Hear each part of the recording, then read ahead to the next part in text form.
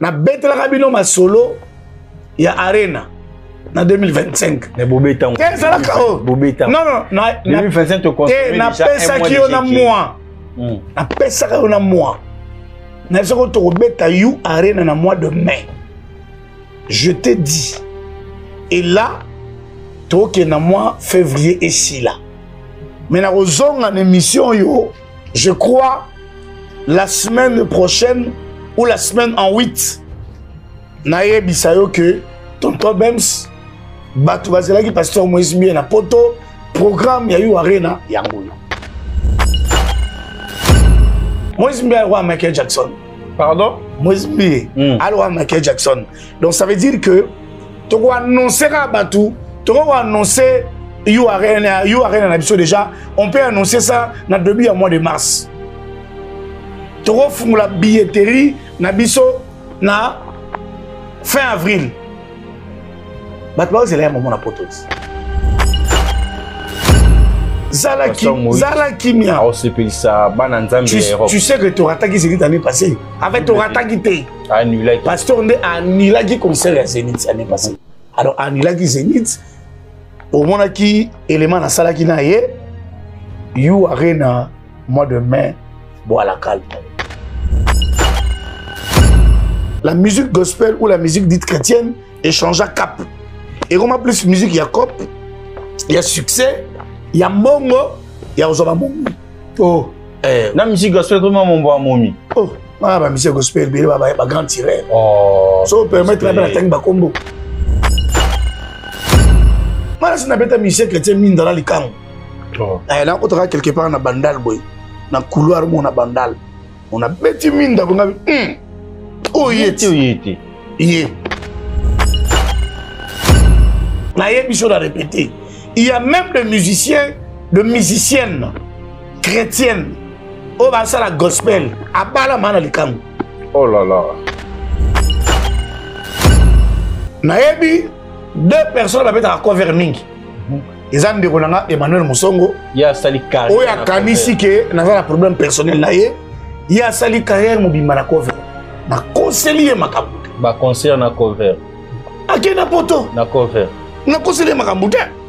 Aujourd'hui, notre sœur Rachel Moukouna. Même chose.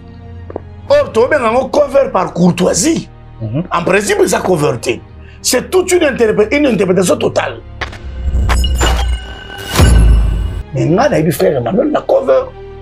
Quand ça la tina ma catholique. D'abord ma cam. Sokito kolingana.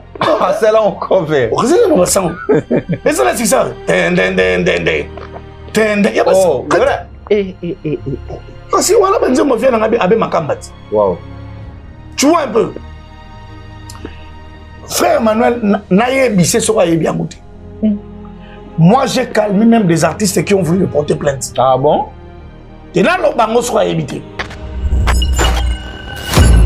Quand mon frère Emmanuel interprète les chansons des gens, on a YouTube, qui est à la joie, on a abonné. Un million de vues. Qui est là, à 8 millions, 6 millions.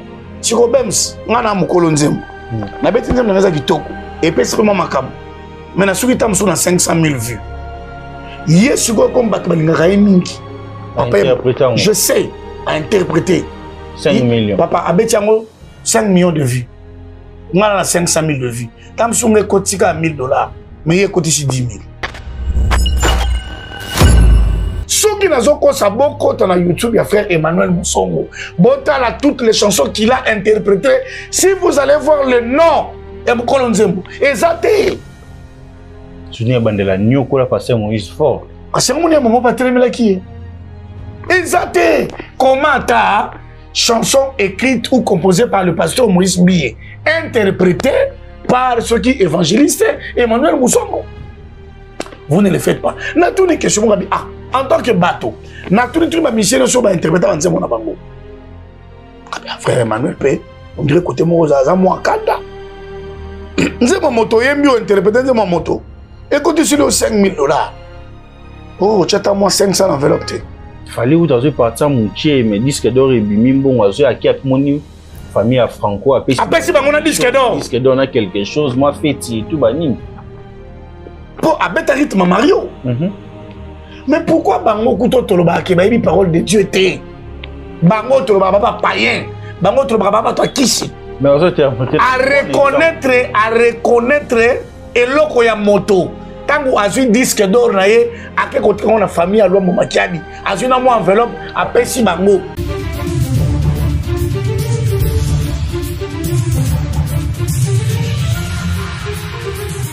Mesdames et messieurs, bonsoir et bienvenue à votre émission Plateau d'honneur qui est animée par les vôtres de toute une génération. Tonton Bems, vous êtes en train de nous suivre grâce à Plateau d'honneur télévision. Abonnez-vous massivement, activez la cloche de la notification, nos amis, ça fera énormément plaisir. Un grand merci à cette équipe dynamique de Plateau d'honneur qui permet que les choses se passent super bien aujourd'hui à la réalisation. Nous sommes avec celui qu'on appelle Jordan Fundou, les amis. Voilà, nouveau numéro. On aura à décrypter sur certains sujets d'actualité. Alors restez branchés, partagez le lien de nos émissions, ça fera énormément plaisir. Je suis avec celui qu'on appelle Tonton Espérant, mon Amaël, et à qui j'ai dit bonsoir. Bonsoir Tonton Bems, bonsoir à tous les internautes de Plateau d'honneur. Bonsoir à tous les téléspectateurs, Bishika émission na biso Plateau d'honneur le Karana Congo Buzz. Bino nyonso na bino mingi, Zamba mona bino, Zamba pambola bino. Santé, ça m'a là, mon activité, ça bien. Oui, ça va, par la grâce de Dieu. Le Seigneur nous fait grâce. Nos petites activités évoluent tant bien que mal. Nous allons continuer à aller menangola nzambe. Ils ont fait ça nangoa. T'as tout revivre, amaro meleza, amaro lieza. Malgré babi bolali mabe, bolali actualité. Té tolalité. Na bato tondo kansate ke bavo beta mo bablo mususu me ba mo beta bino bolali. Non tolalité. Balobara, pour mieux sauter, il faut reculer. Je crois t'avoir dit cette phrase. Biso zarabama bama wili sate. Tout est la raté. Tout ça la ramara attend la biso. Et puis après, il faut évacuer. Biso par rapport à calendrier na biso, tout ça l'a déjà occupé. Nous sommes tellement occupés. Quand on a musique. Toi, papa, tout le monde belait. Montazo gérait plus de 1700 églises dans le monde. Ah, papa. Ah, non, ça les belait. Comment tu regardes la musique en fait? Biso, musique est la vie. Musique qui, Pasteur Moïse Mbi, il y a un moment où la musique, on est à vie naïe. Mais la charge qu'il a aujourd'hui, non seulement a géré plus de 1700 églises, mais a formé des serviteurs. Non, on remarqué que les serviteurs, nous sommes qui est dans la centrale, baza soute. A pesi bango, ba église ba diriger.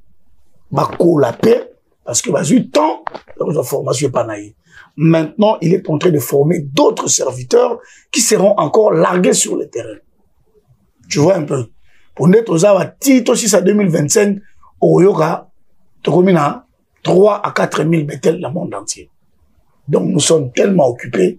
Si comme on dit, bah, concert, et comme moi, moukier, par rapport à donc, au fur et à mesure, tu as musique boutique qui n'a pas. T'es musique à Otikate. Musique tout Otikate parce que. Le fait que vous avez fan de bozo, c'est la caramba. La musique, la musique. La musique. On a beaucoup de choses. Oyebi, c'est un écrivain. Azo Koma, Kalate livre, Moussou Ezobima. Il écrit un livre. Oyebi, c'est un arrangeur. Abong Sarabanzem Boabato. Namito ala Banzem Batazo Bongisa. Azo Koma Banzem Batuba Yemba. Papa. On a toujours temps au paiement. Mais lui n'a pas ce temps-là. Bah, concert, Tonton Bems, au Zonga. Yo, ebi, vous avez l'actualité. Mais surtout, l'actualité. Oyebi, to kangara. Biso soto ye, ça rasuste gauche, droite, inde. Na bête la rabino ma solo, il y a Arena. Na 2025. Mais Bobeta, Bobeta. Non, 2025, tu consommes déjà un mois de mois. Na pesa ki on a mois. Na soko to beta you Arena na mois de mai. Je te dis. Et là, toi qui na mois février et si là. Mais na ozong en émission yo, je crois la semaine prochaine ou la semaine en 8. Na yebisa yo que Tonton Bems batu bazela ki pasteur Moïse Mbi na poto programme ya yu Arena yango yo. Ça non calme. Papa, ouais, et c'est un mois temps, il y a promotion. Non. Il y a la mousse. Tu ça la promotion. Février, non, mars, non, non, non. Avril, mai. Mais toi, ah papa, on a encore 3 mois. Les grands événements, lorsque vous le préparez, si vous voulez un large moment pour ça la promotion, c'est 6 mois. Mais si vous avez casse la communication, c'est 3 mois. Moi, je suis Michael Jackson. Pardon? Moi, je suis Michael Jackson. Donc, ça veut dire que tu vas annoncer à Batou, tu vas annoncer You Arena déjà. On peut annoncer ça dans le début du mois de mars. Tu vas faire la billetterie na fin avril. Batou va c'est un moment de poto. Batou va mettre le moment de poto. Na moni be venangai mpangi venangangwash le wa de la forêt. 20 tonnes. Auto sur la pembe. Maman lenga kale sur. Via kale badati moni ya. Malgré que adja beti sur moi à bord, c'est pas grave, mais via pesi makambu, mais tozoya. Nous serons là avec le pasteur Moïse Bié na You Arena wala kalate. Alors cette année il raté Zala Kimia. Tu sais que tu auras tagué Zénith l'année passée. Avec ton ratagité. Annulé. Pasteur on est annulé qui concert à Zénith l'année passée. Alors annulé qui Zénith. Au moment qui élément na sala qui na ye. You Arena mois de mai. Voilà calme. On va célébrer le Seigneur et surtout dans le cadre aussi de soutenir nos frères et sœurs qui sont à l'est de notre pays, soutenir nos FRDC et Kobunda pour Mboka Oyo et Yangoka de Tozanango. Totika Muta manipuler bisoté et concert wana, nous allons hisser les drapeaux de la RDC au moment où on a pesa makambo. Nabe yo ozala wana. Bon mimanga. Voilà pour moi que poto ozala wana. Na problème nini que poto makasi. Non, non, non, après moi qui poto makasi mais OK nao. OK no bangate. Yo ki na nao déjà. Obeta ba Dubaï, obeta ba Turquie, obeta ba nini mais Paris dans une chance. Et toi Kende. On est déjà avec pasteur Moïse. Les choses vont se passer super bien. Mesdames et messieurs, faut marteler que cette année va pas passer sans que le pasteur Moïse Mbi puisse nous donner une date pour l'espace Schengen. Donc, restez vraiment branchés sur toutes ces plateformes. Et quand la date sera disponible, Bobi Kandé, tout ça, la Royana, tout marteler, tout ça, la promotion, tout beta c'était, et tout Kenon Kandé, tout Kindaka. Ah, tonton SP, Marambezo Bimara, c'est quoi Bimara, Bioza. Très focus na oba bengi musique gospel, musique chrétienne. On va mobiliser photo le bela na kati wana. Mais on se pose juste la question, est-ce que aujourd'hui ba frère Mété, ba papa Charles Mombaya, tous ces légendes wana oba pesa bolenge na bona Nzambe, surtout pour la musique na biso gospel chrétienne, est-ce qu'ils sont fiers de voir cette génération au bomba les gars flambeaux au salamaka? Bon, ils sont fiers parce qu'autant il vraiment le grand nom hein, de notre musique, Papa Menté, Bazamo Ebele, Couple Bouloba, président Patrice Moyimosoko, Papa Matou, Papa Denis, Maman Lombongo, Azali Moebele. Bon, là m'a tapé génération à pasteur Moïse Bié, à pasteur Michael Ambay, à participé moi à génération à Bango. Les lots dire qu'ils sont fiers, bon, il y a à boire et à manger dedans. C'est ça, je voulais comprendre. Mais dans le contexte et autres, vous allez lire, n'a répondu à place de Bango, ils ne seront pas fiers. Oui, les lots tonton Bems, tombé ça moins équilibré.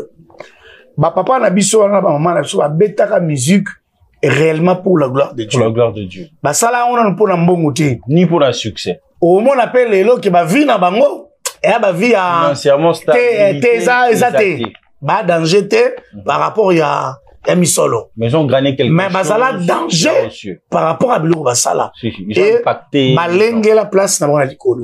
Lelo papa menti ozolo bato yemba ba talentina Ngaina lingaka kolo Yesu. Lelo toyembaka ba. Awana se toyebi koyembela Yesu te. Couple buluba.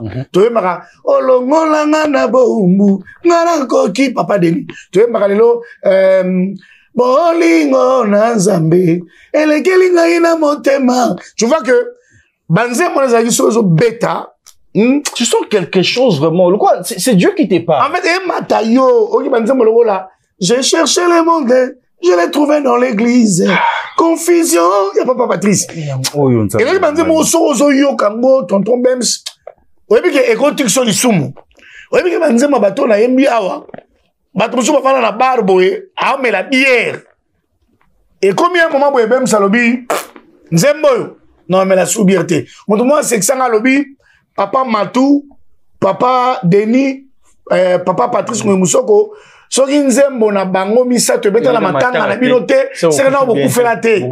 Azalaki, les gens pouvaient rigoler. Mais il avait raison. Pourtant, c'est interpeller la personne. Papa, les autres sont qui sont moutou. Tant qu'on se dit, et ça ok, au moni ou à la liwana, Azalaki le kolayo. Ce qui veut dire que il arrivera aussi un moment, toi aussi, tu vas arriver à sa place. Tu sens que même à ta passer à taille na matanga te. Mais tant que banzembo wana ozongi moto. Alors, na esprit o bazala ki nango. Tous les bagala ils sont fiers non. Parce que moi je parle avec tous ces artistes là, ils ne sont pas fiers parce que aujourd'hui la musique gospel ou la musique dite chrétienne est changée à cap. Et on a plus musique il y a cop, il y a succès, il y a mongo, il y a ozoba mongo. Oh. La musique gospel, comment mon bois momi? Oh, la musique gospel, il va y grand tireur. Oh. Ça permettre la tête de combo. Oh, mais là, il y a oh, l'artiste gospel, à travers pour la gloire en Nzambe, mais on pense qu'il faut banzer les babés bebaza. La salle de mon mieux, dans le domaine Oyo. J'ai 22 ans de carrière comme journaliste et chroniqueur gospel. La salle c'est un maï panzambe. Je te sers au travers de mon boulot. Je ne serai jamais hypocrite. Tonton Bems. Naso nazarande tiyo. Muto ya mbarabatu nyos. Ba Michel bele ba pianata bonjour nanzela te. Pour nous frapper bon. O mena mona abangoti. Mala sina beta Michel chrétien min dans la likango. Oh. Là on tra quelque part na bandal boy. Na couloir mo na bandal. On a beti min da bonga. Oh yeti. Yé. Aye bani pe na mbogo. Nabi bon, na quitté la parking. J'étais avec mon épouse, elle s'en a dit non, chérie. Il fait sa vie. Laisse ça. Ça veut dire que les lots bango ba na musique il y a succès. As star, en fait, ils se connaissent comme des stars. À star, il faut que ça moi là, rubrique YouTube. Azo futa, il faut que ça moi là. Sur Aza Joe, il faut moi bébé bazala. Sur Baza sœur, il faut moi les cas mon boye. Azara Pembe. À soutenir un ministère. Mais moi, je te dis qu'il y a même des chantres chrétiens mariés au Bala Makam. Respect. Et yo no boya kana tanga ba kombo bona tanga na PTA. O nga mikolo faso bazo finga na TikTok. C'est grave, bon, c'est pas grave. Un jour, atana koufi, bako comprenaka que tozalaka na moto moko comme ezaki tonton espérant qui nous alertait toujours et qui nous disait toujours la vérité, mais on n'a pas voulu l'écouter. Et pour nous, on a regretté. Tu as beau profiter, c'est pas moi, émission dans la souka, non, on a pas profiter bien. Ah, mais tu vas pas. On a scène. Accompagne. Et toi, même si on n'a pas d'ailleurs. Mais ça, on a le bango qui. Un jour, on comprend ça. Bisous, on a un monde. Na émission de répéter. Il y a même des musiciens, de musiciennes chrétiennes. Au bas ça la gospel. À bas la man alikam. Oh là là. Et bien, petit na yakumba yawana. Jonah. Jonah. Et bien, moi, Moutoumouka Makasa Tamulanae, Jonah. On se connaît, c'est notre monde. Mais pour un respect na bango, le rôle babimana comme moi, serviteur de Dieu, nous ne pouvons pas aller au-delà. Mais qu'est-ce qui a fait en sorte que le homme de Dieu ou encore le chantre de Dieu puisse tomber si bas? Parce que vous venez de le dire ici, dans une chanson de Patrice Moussoko, j'ai cherché le monde. Je l'ai trouvé dans l'église. Trouvé dans l'église. Et l'église, je l'ai trouvé dans le monde. Qu'est-ce qui en fait en sorte que tout tombe si bas, boy? Le Koso. Juste ça, tonton Beps. le koso, l'amour de l'argent, l'amour de matériel. Tu sais, aujourd'hui, il y a beaucoup d'artistes chrétiens qui sont devenus amoureux de l'argent, amoureux du succès, amoureux du matériel.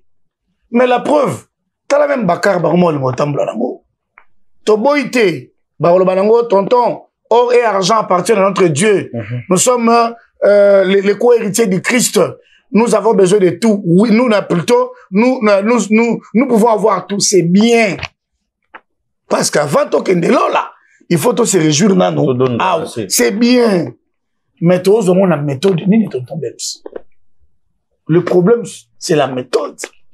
Tous avons dengue ni. Bato bakomi tellement narcissique. Bato bakomi tellement assoiffé d'argent, les assoiffés du succès, les assoiffés du pouvoir. Yango zomona lelo musique wana ezu tournir, c'est comme ça au lobby, ils sont tombés si bas. Lelo zomona même les artistes gospel bakoti banda kwanganga. Oh là là. Azoye ma musique nzambe mais à côté nda kwanganga oui pour succès eya ata mwana kara kitoko so akiti bazobelela ye baobekele maboko. Yango zomona ba musicien mosusu ba chanteur célibataire ou les chanteurs mariés bazobimana basi abatu pour moi si wana mobile na ye aza soit ministre azo soit général azo soit PDG azo pese ba mongo asombele mituka. C'est ça. Et ce sont les vérités que les chrétiens ne veulent pas que nous puissions dire. Fort et malheureusement que moi je suis une personne non grata. Chez beaucoup de personnes, chez beaucoup les chrétiens, oh, monanga, na koli na musala, oh, bayebi que tonton Espérant a toujours été véridique. Ils sont tombés trop bas. C'est vrai que nous avons encore de valeurs à protéger. On a encore de valeurs. Pensez-vous qu'on a encore de valeurs à protéger? Oui. Nous avons encore des artistes aujourd'hui qui sont des valeurs à protéger, malgré que dans cette génération, est-ce qu'on peut citer même? T'es dans la génération, on a autant raté. T'es toi, génération, il t'es dans la monité. Mais la génération, Oyo. La génération, Oya Sigo, dans la monité. La génération, elle est cas. Baza poigneté. Mais baza moi, du boki à mon keboui. Au photo batté là. Oh, jusqu'à ce jour, c'est conservant, mi batté là, n'enge bazalaka, pour baïbi valeur à l'eau là. Mais ebele lelo, mingi. Mais est-ce que papa na bango autant ba légende wana? Bango n'était moussou fallait pébaper sa orientation moko boité. Ils n'ont pas donné une orientation au-delà de la musique, au-delà de l'art. Bako tikata moussou et loro moussou pe na génération oh. Tonton même c'est pas ça. Papa on va pas ça. Ngai na carrière nanga na yambi ba génération nyonso pe nazo continuer ko yamba bango. Ba pesa. Le mal avec ba jeune artiste ezali lo ba yebi mingi. Papa on a mukolo na akenda potote. Mayo ba ni musique sikoyo. Obeti nze mo pesi au moins succès. Et fongoli porte OK poto kwenda vutuka. Ojupe mo makango na mo ya poto. A ocho mo bala. O respecter papa on a te. C'est comme ça qu'ils sont aujourd'hui même. Le na ba chroniqueur mususu ba bibi simana yo. Ozomona. Mais le oiseau a moins chance à beti poto aller-retour. Il ne va pas te respecter. Tout ce que tu vas lui dire par rapport à ton expérience, en respectant. Manque à respect pour na voyage. C'est la même chose. À voyage yo oza mukolo papa na ye ota mwana Mazda. Et ota mwana Vanguard. Ota mwana Juke. Palisade. Ota mwana Palisade. Ota mwana Mark X nouveau modèle. Ota mwana na arrière nouveau modèle. Air clean. Et ayo air moi et fumer moi mouké 1000 yep mangasima. Il ne va pas te respecter dans ton même. Elle va quand même se soit affiné accélérateur. Nakati boki le là-bas tout dendo. Et ça dendo te. Ozomona. Et ça échappement ça les dessous. Mais je te dis, tu peux bon mangan boyo. Na bi mission mo bata mo na Mercedes 207. Soit démarrer en bilingue pour na kati. On ne va pas que les films Michel. C'est beau kindali. Vous pouvez se côté dans le dégagé. Hier mon facha boy. Mon bébé Betty Amazon. Yo, on a carmen, on a caché. C'est la vérité. Tu vois, il attend comment on a ici. Ce sont de réalités, hein. Nazolo makambu ya solo. Sur un jeune, on a pas baillé ton même maman na vitesse na réseaux sociaux. Oh, ma père, on va rater. Publier, landa va contenu. Elle roi Matou Samuel, retourne compte TikTok. Elle roi pas Patrice, retourne TikTok. Toi, papa de Nimoli. Alors, on a TikTok, mais sa tête n'est plus là. Mais nous avons de jeunes artistes aujourd'hui. Réseaux sociaux au Saranate. Ayebi iTunes Malamu, Ayebi Amazon, Ayebi Nini. Donc, il connaît toutes les plateformes de téléchargement. Fin du mois, soit à Québec, on a et continue à gauche, à droite, ah, madame, 5 000, 10 000.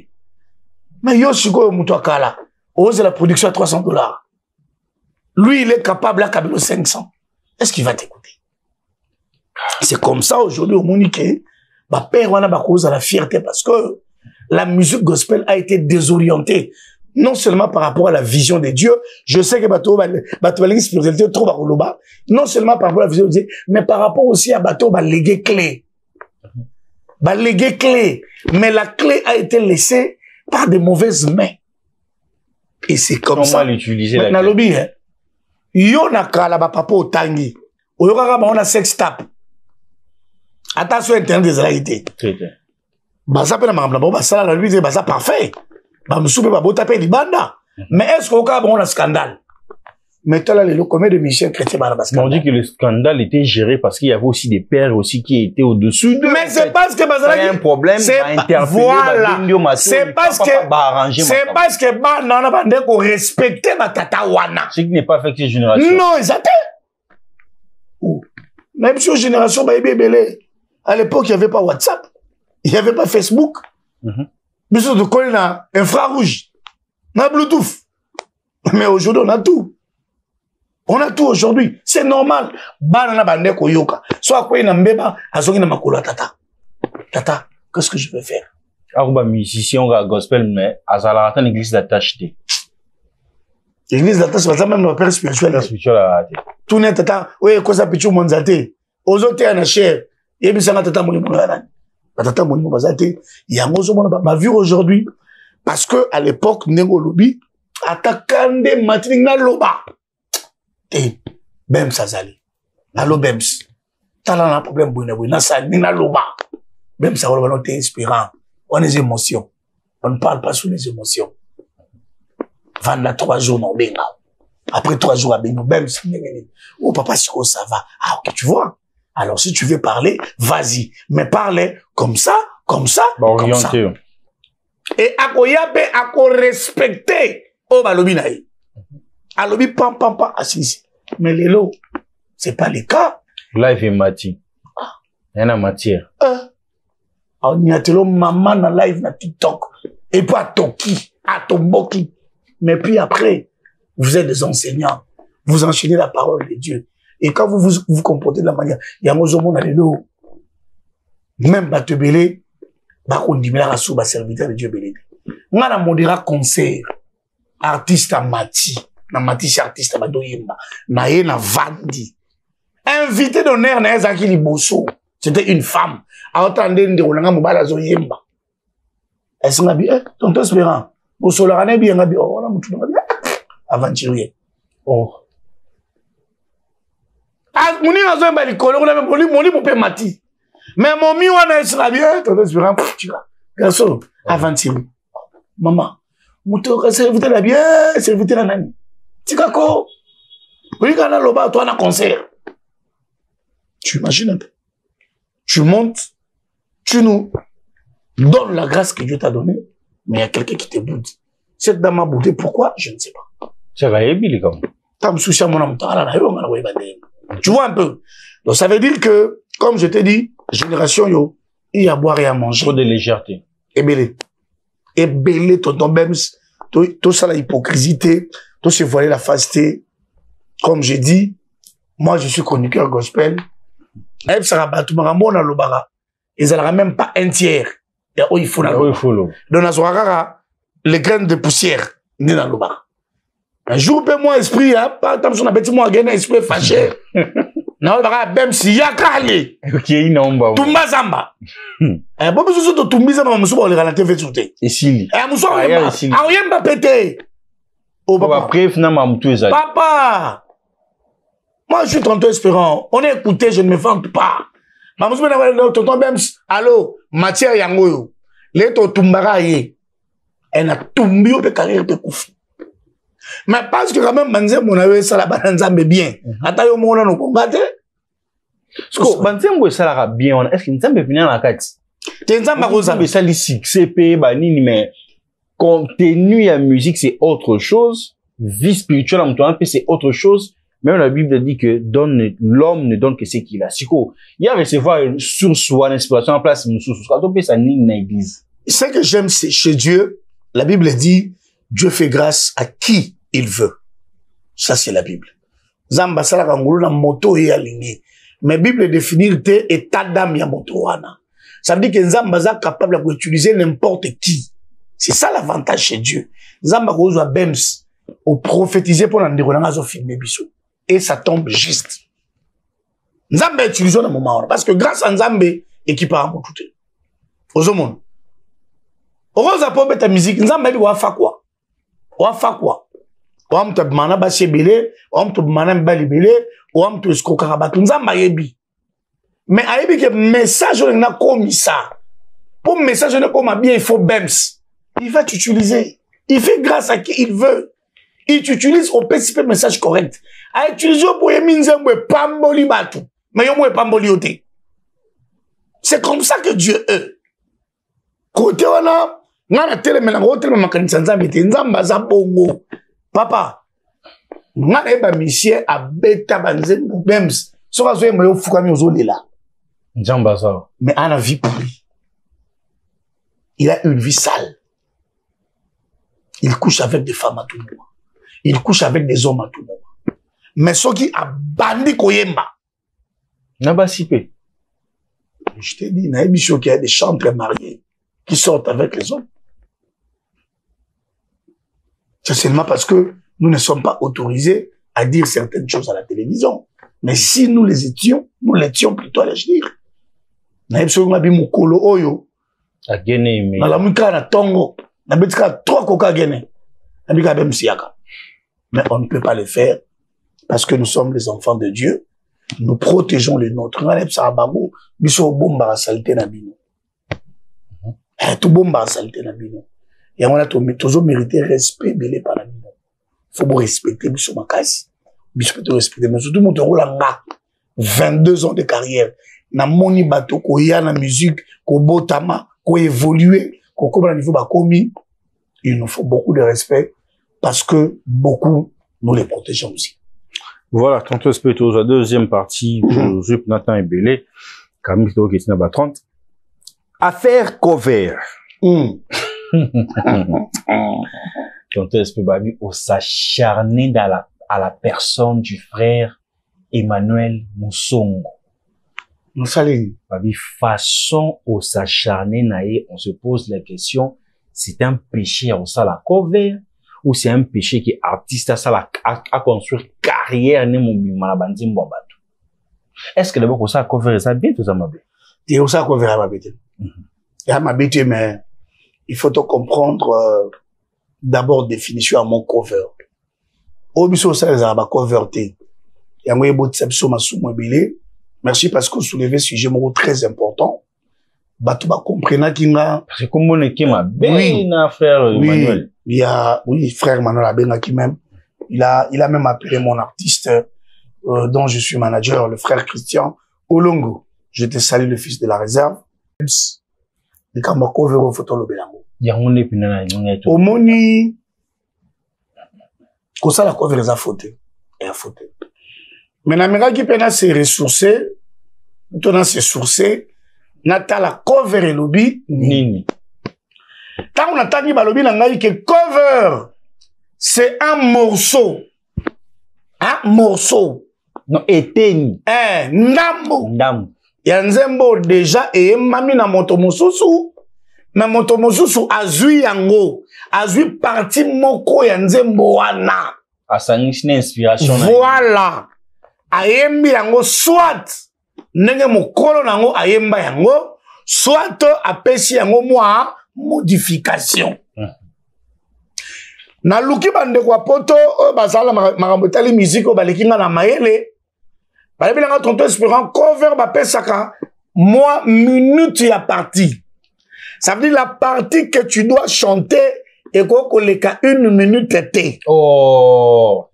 Pour dans la cover sur ça les cover on les 1 minute. Ngana maile mingité. Tout ça va seconde. Na tuna ki po balobi ezali kaka eteni. Et eteni wala pe yambo yo ocha yango. Et seigneli mokolo lo yembo apesa yo autorisation. Mais ce qui bolingi o bandela o sala sikoyo interprétation de la chanson d'autrui. En intégralité. Voilà. Voilà. O interpréter, o remixer nzembo ya moto. Il faut ozoa autorisation. Au-delà de ça, tango koyemba yango, il faut okoma chanson écrite ou composée par tonton Bems. Interprétée par tonton Espérant Kassongo. Toyebi kezali nzembo ya tonton Bems. On comprend? Ba confondre cover. Cover ça ouais manzem motu mbate. Na pe ce exemple. Fabriga Zaemba lobi, mes respect monsieur Bayi Lokanto. Bakana ngai ni to mwana ngele. Nani ya luka vila ngai bebara. Ya jo bakani na sala nini. Ngaye. Bawa bakufa batika ande makambo. Nazangi nguya na sala likambo. Ba asuki wana. Yango la cover. Ne abengi cover. Eteni. Ozu faire.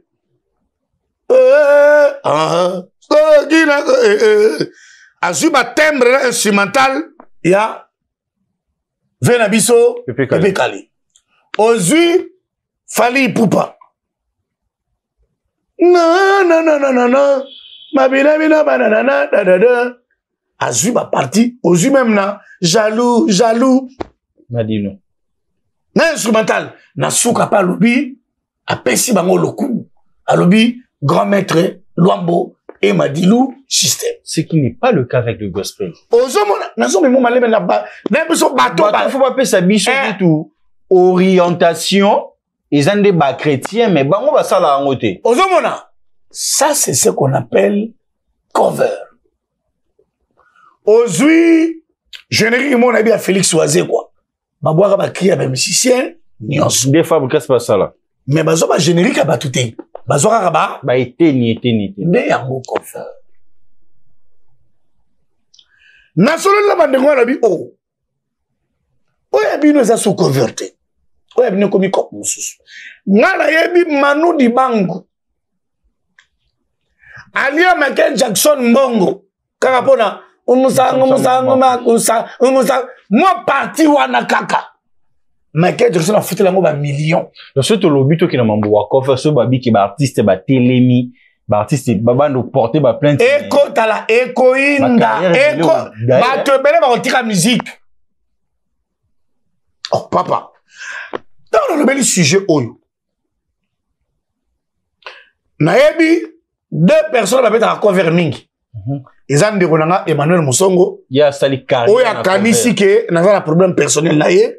Il y a sali carrière mobima na cover. Na conseiller makambute. Ba concert na cover. Akena poto. Na cover. Na conseiller makambute. Aujourd'hui notre sœur Rachel Mukuna. Même chose. Or to ben en cover par courtoisie. En principe ça coverté. C'est toute une interprétation totale. Qu'est-ce que moi j'ai reproché à mon frère? J'ai parlé avec mon artiste Christian Olongo, le fils de la réserve, et d'ailleurs Azala qui a frère Emmanuel Moussongo na Paris, Taria Zozong à Kinshasa, Bakoutan pe Sololi, artiste na Benginga, manager, le frère Emmanuel Moussongo à Benginga, Alobi, Namoni, journaliste Moura Moïse Mbiye, Azoko attaqué ngai, on dirait un problème personnel. Non, frère Emmanuel, on a un problème en personnalité. Nous sommes tous des chrétiens et je n'aurai en aucun jour problème personnel naïo. Il n'y a pas intérêt d'avoir un problème avec moi. Je parle de la musique. Jour au peu frère Emmanuel Moussongo au Salanzembo naïe, na moni mutoyem bien d'une manière abusive, non côté la paye. Mais n'a naïe frère Emmanuel na cover. Tala sala tina banzema ma catholique. D'abe makam. Sokito kolingana. Ah c'est là on cover. Vous savez mon sang. Et ça là c'est ça. Tende. Oh, voilà. Parce que voilà, ben, vient avec Makambat. Wow. Tu vois un peu. Frère Emmanuel, naïe bissé sur aïe bien mouté. Moi, j'ai calmé même des artistes qui ont voulu me porter plainte. Ah bon? Et là, le bango sur aïe bité. Ben, on va porter plainte. Na coca ta vidéo, on a routine de la mon artiste Christian Longo. Ben, on va porter plainte. Pour artiste, on a porté plainte. J'ai 3 artistes que je connais nommément qui ont voulu lui porter plainte. Pour la quoi, il va couvrir. Ben, il va porter plainte. Pourquoi? Pourquoi? Mon lobby frère Emmanuel a salaka na eba culte. Et ça va culte, tout ça. Bon, culte, ça m'a bêté. C'est un serviteur de Dieu, nous le respectons. Mais baïbake, banzema on a 2 aspects. On a l'aspect spirituel, on a l'aspect physique. L'aspect spirituel, Dieu t'inspire. Au bundi na mélodie, ton zamba pêche sur mélodie, il est bimi. Mais il y a maintenant un autre aspect, papa. Nous avons l'aspect monétisation. Comme mon frère Emmanuel interprète les chansons des gens. Acha on a YouTube naï. Qui est à la joie dans un abonné. Ben, millions de vues. Qui est à la abeta ba 8 millions, ba 6 millions. Si ko bems, ngana mukolo nzembo. Na beti nzembo na kitoko. Et puis c'est pas makambo. Mais na suki tam sur na 500 000 vues. Yes, comme bato balingaka mingi. Papa, je sais, à interpréter. 5 millions. Papa, abetiango 5 millions de vues. On a 500 000 de vues. Tam soumé kotika à $1000. Mais il coûte ici 10 000. Est-ce qu'on a CP l'année? Est-ce qu'on a CP l'année? Donc, tu rajoutes un bus au pasteur Yannick Tumbanabadi. Et alors? Pasteur Yannick Tumbanabadi a raison. Et au-delà de ça, et là, on a reproché à notre frère Emmanuel. Tant qu'on y a mis comment au moins combo na ye? Ceux qui n'ont pas sa bon compte na YouTube, il y a frère Emmanuel Moussongo. Bota là toutes les chansons qu'il a interprétées. Si vous allez voir le nom, et vous colonzembo. Exacté. Tu n'es pas de la nyoko la passer Moïse fort. Ah, c'est mon moment pas très mal qui est. Exacté. Comment ta chanson écrite ou composée par le pasteur Moïse Mbie, interprétée par ceux qui évangélisent Emmanuel Moussongo. Vous ne le faites pas. Na tout les questions, ah, en tant que bateau, na tout les trucs, ma mission, sur ma interprétation, on dit mon abango. Frère Emmanuel P, on dirait côté Mozaza, moi, Kanda. Nze ma moto, y'a mieux interprété, nze ma moto. Écoutez sur les $5 000. Oh, tu as moi 500 enveloppes. Fallait vous dans partir mon pied, mais disque d'or et bimimbo, oiseau à qui a moni, famille à Franco, après si on a disque d'or. Disque d'or, on a quelque chose, moi, fêti, tout banim. Pour abet à rythme Mario. Mais pourquoi Bango Kouto Toloba qui m'a dit parole de Dieu était Bango Toloba papa païen, Bango Toloba papa toi kishi. Mais on à reconnaître et l'oko ya moto. Tant qu'on a eu disque d'or naie, à quel côté on a famille à l'homme makiadi, a eu une enveloppe à Pessi Bango. A yembe kunzembo l'emboté, à utiliser des rythmes. Papa, pourquoi est-ce que tu ne peux pas le faire? Quoi est-ce que tu m'as dit? Il y a un église, il y a un problème. Il y a un concert, il y a un problème. Maintenant, aux ongles, en studio, arranger en pays. C'est un peu vidéo. Au bon, ici, on filmer. Donc, on a YouTube, on a Spotify, on a blog, on a tout. Au tchang, on a plateforme sur téléchargement. Au lili, il y a un Zoloba. Nazo Côte Saoudien, on ne sait pas, un ministre de la culture et art, ok, donc, Tikanga Bems. Dans le code s'appelle la Sokoda. Il faut pas trouver solution dans ma cover. Maman, vous sérieux, hein? Papa matuku tu gim semika ngana ma nini nini kota suka kaka. C'est non, c'est juste vivre par la foi. Alléluia. Viens Lucas Gimsa. Et puis viens la solo là. La solo Gimsa solo li. Ah. Papa. Au-delà que la spirituelle, ils allaient œuvre d'esprit même. Oh, même si on va dire que qui moutoumoro a commencé la plateau d'honneur. Ils vont dire jamais. Même ils allaient ba œuvre d'esprit où il faut tout respecter. Qu'on pèse sans une forme, ils ont pas n'angobate. Je le répète. Je n'ai pas un problème personnel avec le frère Emmanuel Moussongo. C'est que nous disons seulement la vérité, tonton. C'est mon frère. Na mon épée non brité. Depuis na boutama. Non, na mon été. Maintenant, le bande ma vérité. Pourtant, le bio, bato balobi comment koloba akomo kende poto na mbongo cover mais na cosité il y a vérité bon comment on repasser les pantalons oui comment on repasser les pantalons mais bien pour le besoin de la personne bien té na bon dirait yo mona ki on dirait mon cher na ndo na kala on dirait na ba clip akala et puis nene azaki beaucoup là il mona un bon cover et puis frère comment ko bouger azaka ah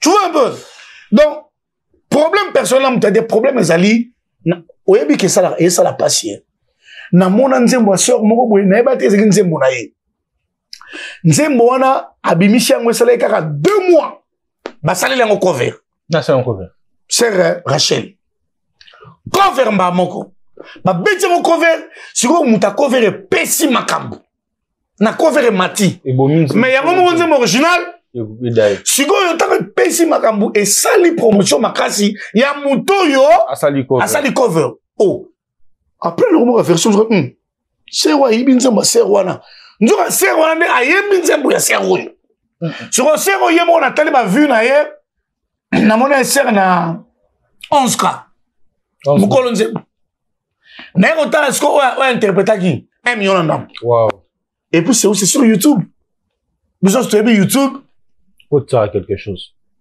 siko est-ce que vous aidez baninga ozomo na teke bozo kunda même grâce à baninga bozo permettre même baninga te basala ba promotion bien et puis ozomo na muninga nzembo bimisi asalela ngo même pas clip même muta cover ça sala ngo vidéo il y a sali même pas clip même muta cover sali vidéo moi je pense je vais parler avec le ministre de la culture et art Bems soki olingoye mbanzema mutu comment l'être. Mais pourquoi pas Baptiste bango ba kolonzembo ba protéger banzembo na bonté poto ko na ba niveau te ba msu ba protéger mais biso na biso te papa so na biso na ba lakine belé ba lakine zebelé donc moi qui artiste intel a porté plein de comme ah bien pe basala yeah voilà n'est-ce que ba terme to boya yango wana siko musicien on se sentir lésé à qui apporter plainte bolobini ni tala bango ba chrétien or bazobo sana Yes, tu as fiagola bato na temple pour passer la usurpation. Pour voir des usurpations. Si tu le fais sans le consentement du propriétaire, mon frère m'a bien tourné clip na échanger à limiter. Frère Timothée Massanka que je salue. Tu bani tourner un clip na on bani na bon dimakape frère. On dit moi José Nzita. Oh non frère na bien ya José to solo linga aux assure. Oh oui, na mon sur téléphone. Et José, bonjour. Est-ce que Timothée a dit, ah oui, tu es là qui? Tu vois un peu? Pour Oyebi, en plaire, il y a Covernon et Roussalate par rapport à Mounina. Moi, je pense que il faut l'État à Tchamoua Makamou en ordre. Parce que nous, quand on parle, les gens pensent qu'on a des problèmes personnels avec les gens. Ce sont des vérités. Or, on n'a pas, même, depuis le moment où Covernon a consulté, la preuve, parce que Yannick Tumbaloba qui a route. Si, parce que Yannick Tumbaloba qui même pas d'accord avec ça, mon bon, cover, voilà. Siko, yo papa. Mais vous pensez que l'artiste, original, Luana, toi, mon abatum soit ça là, cover, et qui est au-delà. Bazara frustré, mazo boit tam sur une funda dans l'état. Et ça, la rabango ma bes, quoi, zo banga funda, et bimake, azamutu mabe. Donc, fortement, vous avez beaucoup d'artistes derrière vous qui est en train de vous soutenir Papa, dans cette démarche. Papa, j'ai des musiciens, tonton Bems, sont opposés qu'ils soient cover. À l'Obanayo, tonton Espérien, là-bas, il y a battu. Nayebisionga na Badeli, mon frère Emmanuel Moussongo. Il y a 3 artistes que moi je connais. Bayeba di pe na mboko, benga ba porter plainte. Ngam na doza. Pour la banzembo batu. Goyembo banzembo batu. Yo benga occulte. Mais qui est là, bah, vient YouTube. Et écoute, ça m'a cassé. N'a pas tout moment, moi, pirate à compte sur YouTube. À ça, là, moussou rapide. À ça, là, moussou rapide pour ami. Parce que c'est lucratif. C'est lucratif, tout même. Quand tu vois le faire la face. Maintenant, quand nous, on dit ça, les gens disent, Talawana, alors, moussou a commis. Il faut avoir le respect avec les serviteurs de Dieu. Bandirobo, excusez-moi, toi, dans la TV, n'a aucun, au-delà, va monter. Mais des fois, il faut éviter à Osababolo, c'est pas bien. Il faut éviter ça. Parce que yo solo babongo pour ba mbinze muna yote. Ozolo babongo pour eza manka gagner. Yo mona yo mukolo nzembo Bems. Ba beng sa yote. Mais ma préféré, ma mec, ça me t'a dit cover. Pour ma lobby, il y a un bien qu'on les raille au monde colonzem. Tu trouves ça? Où tu trouves normal? Au sein de moi, clip, na yo, moi, demi, promotion, moi, demi, mais moi, tout le monde, boé, azaki inspiré, ou par exemple, dans un boanate, à ça, là, on soit disant cover, à Benny Frank, là, bah, ça, moi, clip, place, moi, bah, tiens, tu promotion, coûter, maman, bou, boreke. Bah, comment préféré, yé? Eh, voyez, manzem, on a place, na yo. Ça veut dire, yo, mon col, na, ouais, ma bien, tu trouves ça normal? Et puis après, aux humains, on a poché la poche, on l'est en toute chrétiennité. Dieu m'a béni. Au PCP dim. Et on a ça, yo. Qu'au samba, bah, qu'on a lola. Et ils ont zambata 3 mois. Surtout, bah, chrétien. Qu'au samba, bah, chrétien, et il y a un zambé, ta. Pour les bisous, bah, pagano. Et zalara. Bems. Les gars, maman, on a fait l'eau. Espérant. Les gars, maman, on a l'eau là. On a l'eau là. Pour les assurer, on a Espérant. Les gars, maman, on a l'eau là.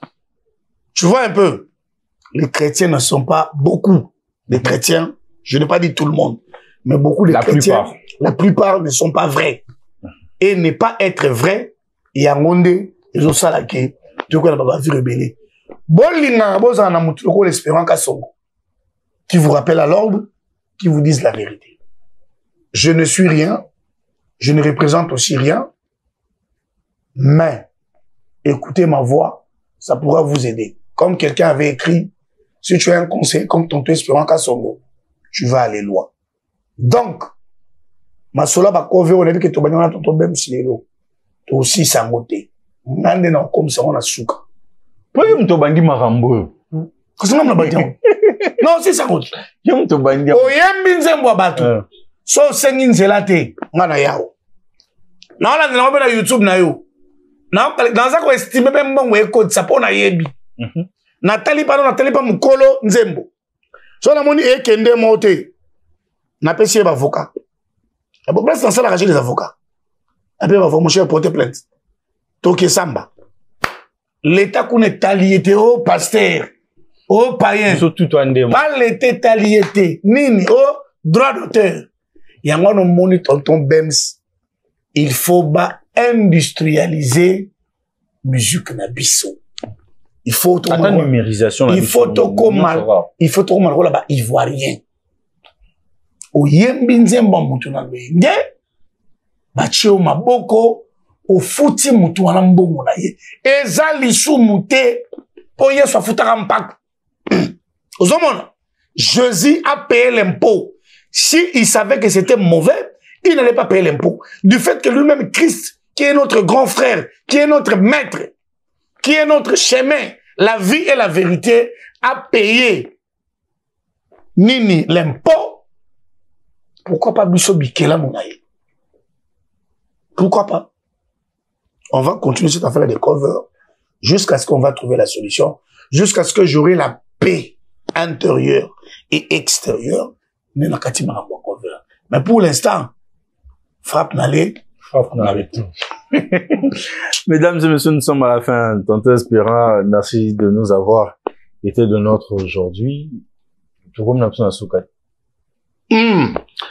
J'ai dit merci à Tonton Bems. Merci beaucoup, Tonton Bems.